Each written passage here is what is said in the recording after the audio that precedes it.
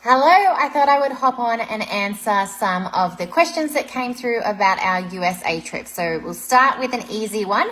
My favorite airline to fly to America with. We've flown Qantas, Virgin and Air Canada. Personally, I prefer Qantas. I would also check out Air New Zealand and happily fly with them. While I haven't flown them to America before, I have flown with them a few times elsewhere and love them as an airline. So if I had to nut it down to two airlines, I would choose Qantas or Air New Zealand. Okay, so this one was the best way to get from LAX to Anaheim.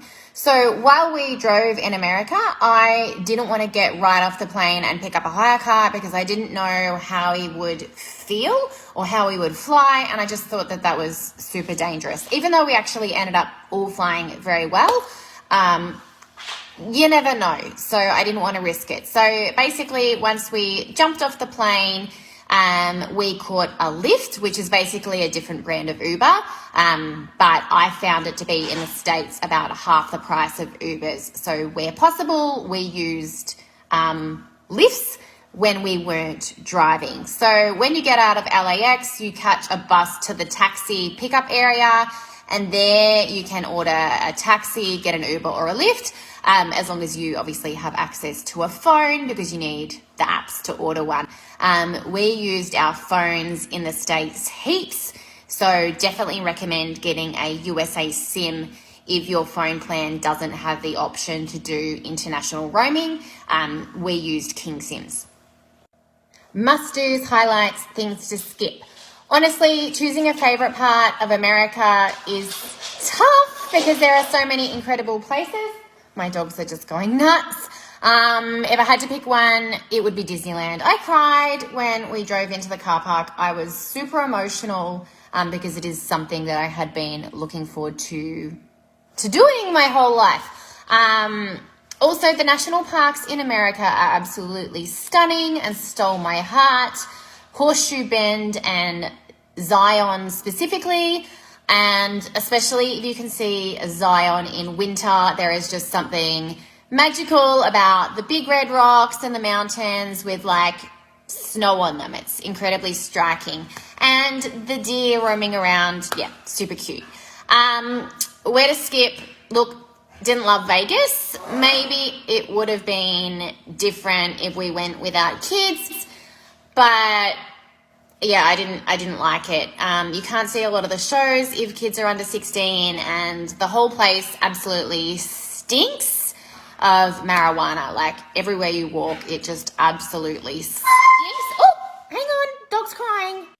Sorry, our big puppy, Bam Bam the Saint Bernard, stood on Zach, our greyhound. So that was the squeal.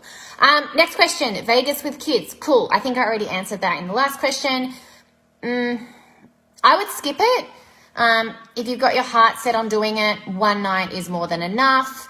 Stay somewhere central, see the fountains and the lights, and then head to your next destination.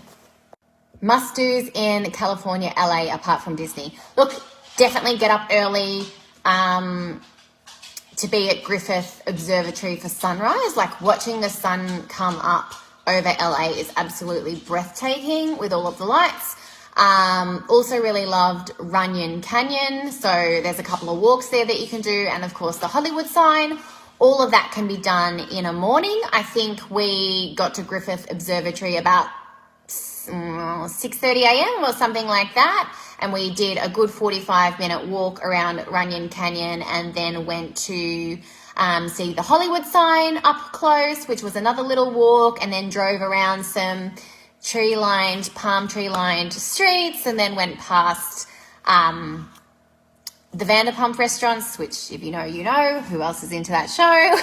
And then we were back in Anaheim by like 11. Then we were back in Anaheim by like 11:30, 12 or something like that. So it's totally doable in a morning. If you read the blog post, you will see that I have shared a tip as to how you can get really up close to the Hollywood sign without having to pay for a tour. that aside, we got a lot of joy out of exploring like free things like Walmart and Target. I can only do one park, which is better. Kids are 5 and 8. For younger kids, I think the original Disneyland park is better. Just get them to watch lots of Disney movies before you go, like Nemo, Little Mermaid, Lion King, etc. So they know the characters really well. I think also for younger kids, the original park has more to offer. Okay, another Disney question. Did you purchase park hopper tickets? Was it worth it? No, we didn't. I think there's enough to do in one park for the day without jumping from park to park. So we went the option, so you can buy 2 different types of tickets. One ticket where you just focus on the one park for the day, whether that be the original Disneyland or California Adventure, or you can purchase a park hopper ticket, which allows you to go from park to park on the same day. We just purchased the one park per day ticket, which is the cheaper option. But yeah, like I said, there is ample to do in the one park for the day. So I don't feel that you need to purchase the extra and jump from park to park. And now that we've done it, I'm super glad we made that decision. So that would be my recommendation. Don't bother with the park hopper tickets, just concentrate on one park per day. It was Genie Plus worth it. So Genie Plus, for those of you that don't know, is like the new version of Fast Passes at Disney, which allows you to book a ride and skip the queues, so to speak. Was it worth it? I think so. It meant we could get through all of the rides we wanted to on day one. But I didn't realize prior to actually going that not all of the rides are on Genie Plus, which is fine for us because as a family, we like rides and went on most rides. But yeah, check which rides you want to go on and then see if they are part of the Genie Plus program to see if it's going to be worth it for you. International driver's license and car hire. So cool. International driver's license. It depends on which state or states you go. For the states we went to, California, Arizona, Utah, Nevada, our Aussie driver's license would suffice. And car hire we did through a company called Turo, which is kind of like Airbnb for cars. So say someone is going away for work or on holiday, they might put their own personal car on Turo and then someone can rent it from them because they're not using it. We hired multiple cars through Turo, had a fantastic experience, would absolutely do it again. We opted to pay for the extra insurance through the Turo app. But yeah, even factoring that in, hiring cars through Turo was about $30 to $40 a day cheaper than a regular car hire company like Avis or Hertz. Kids' meals on the flight.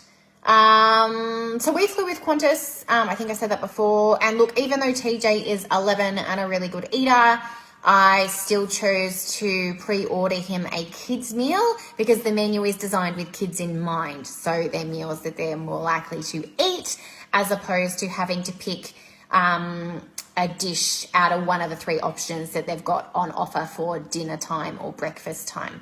The other good thing about pre-ordering a kids meal is that your kids get fed first. So anyone who pre-orders a meal gets fed first, and then the flight attendants move into dinner service for dinner or breakfast service for everyone else. Like what he was fed, most airlines do like a rotating roster through the foods. If you're really worried about it, you can call them ahead of time and the call center can typically give you an idea of what kind of food is going to be on offer. So you can ask when you're calling them to pre-book a kid's meal. But from memory, yeah, on the way there, he had like a chicken pasta thing as a main for like dinner. And then I think blueberry pancakes with some yogurt and fruit and juice. He also had, I don't remember if it was there or on the way back, but he had like a ham and cheese toastie, a pie, like a pizza slice, and he might have had a paddle pop too. Can't remember if it was a paddle pop or something else, but it was like an Aussie iconic ice cream. On top of the meals that you're all served or that the kids are served, there is also typically a snack bar at the back of the plane that you can access at any time the kids are hungry. On this particular flight from Melbourne to LA and again from LA and back, there were things like Tim Tams, fruit, cheese and crackers, chocolate cake, endless drink options, soft drink, water, juice, etc., etc.